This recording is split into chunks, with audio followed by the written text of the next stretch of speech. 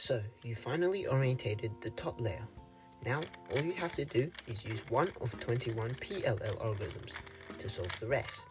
PLL stands for permuting or shuffling the last layer. Now you don't have to learn all 21 algorithms because you can solve it in 2 separate steps, solving the corners with 2 algorithms and then the edges with 4 algorithms. Before we even start, we have to figure out which phase we're up to. So if the corners are already solved, then you can skip the first phase. And how we can tell is by looking at the corner stickers. If the corner stickers on the same face are the same color, like this, they're called headlights. And if you see headlights on every side, it means the cube, the corners are already solved. This is still solved because all we have to do is a U. Now, if you don't, then there are 2 possible scenarios. The first one is you have 1 pair of headlights. If you only see 1 pair of headlights, place them on your left. And we have to do something called a T-perm, which swaps these 2 corners around so that we have headlights on every side. You don't have to know this, but it is good to know that the T-perm also swaps these 2 edges. Now, we're going to use some notation, so if you don't know how to read notation, you can check out the video here. Alright, so first, we're going to start out with a sexy. And then, we're going to do this.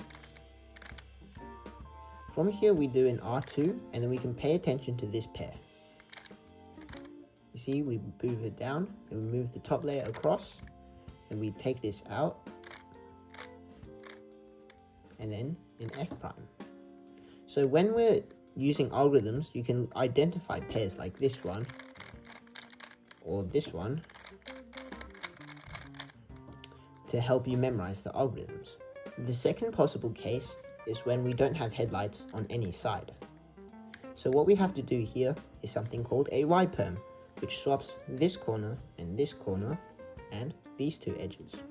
So all you have to remember is if there's no headlights, you just do the Y-perm from any direction, as it doesn't matter if these 2 swap or these 2 swap. Now, we start off with an F, and then we put this into here, like this. And then we do a U prime, and then we put it back in its place, like this. And F prime. Then we look at this pair, take it out, insert it using a sledgehammer. And as you can see, the corners are now solved. Now that we've solved all the corners, we will solve the edges. So the first possible case of the edges is that these 2 have to swap and these 2 have to swap. This is called a H-perm, and you can recognize it since the colors are opposite on every side. What I mean by opposite is the red is always opposite of the orange center, and the green is always opposite of the blue center. So if the edge is opposite on all of them, we have a H-perm. Now what we will do with this is move the middle layer like this. And how I'm flicking twice, like this, is with my ring and my middle finger, like this. It might be beneficial to try this with your left hand, as then later on in the solves, you don't have to move your thumbs around. But through habit, I just use my right hand. So this is how we do it. We do the M2, U prime, M2, U2, M2, U prime, M2. Pretty simple. The next possible case is a Z-perm or a Z-perm. And what we have here are these 2 corners needing to be swapped and these 2 corners needing to be swapped.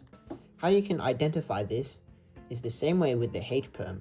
However, these edges will not have to go directly opposite each other. All you have to know is that all 4 edge pieces are not in the correct space. So if all 4 are not in the correct space and they don't go opposite, then you have a Z-perm. This algorithm only works this way and not this way. So make sure the 2 edge pieces you want to be swapped have to be on the left and in front of you. And it goes like this. M2, U prime, M2, U prime, M prime, U2, M2, U2, M prime. Alright, finally we have a U-perm, which involves cycling 3 pieces. With the back one, we always put the solved one at the back. So if all 4 pieces are unsolved, then it's a H or a Z perm, or you could call it a Z perm. So with a U perm, you have a clockwise and anti-clockwise U perm. This one, where the edge piece that needs to travel all the way to the other side is on the right.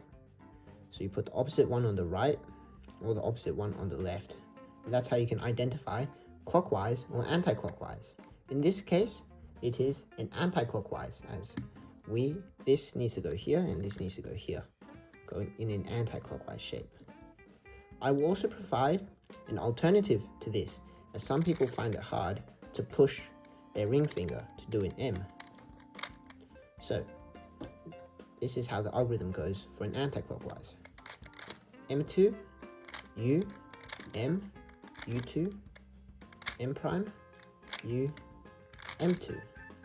For the clockwise one, it is also very similar. M2, U prime.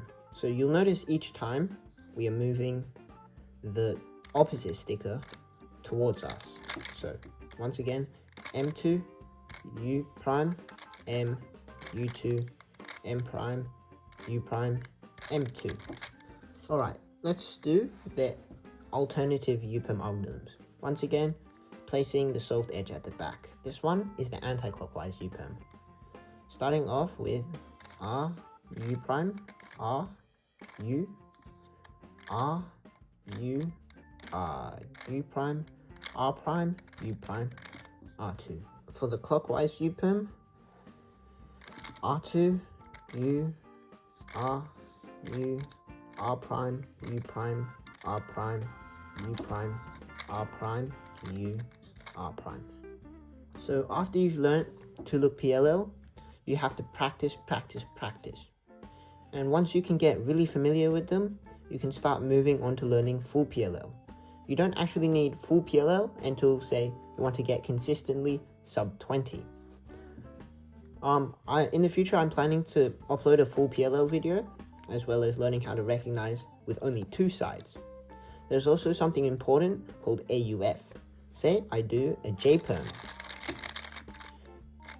So ready? Here's a J perm.